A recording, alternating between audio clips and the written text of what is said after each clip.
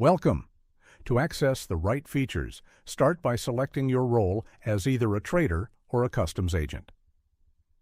While this tutorial uses the trader role, from the dashboard, go to Regularity Compliances.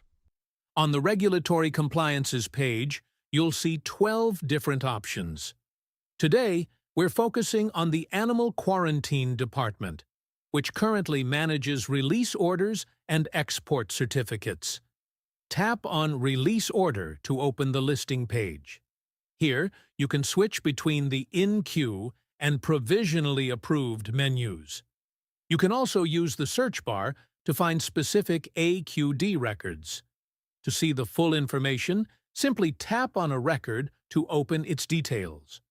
To view certificates, go back and select Export Certificates.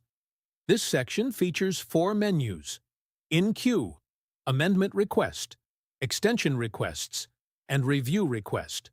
Use the search bar to filter for your AQD records. Just like before, tapping on any record in the list will open the specific detail view for that certificate. Now, let's look at a special feature.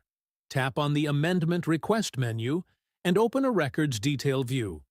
As you scroll, you'll see green highlighted text. This indicates that the data has been updated. To see what changed, tap the History icon. This opens a section where you can review all previous data.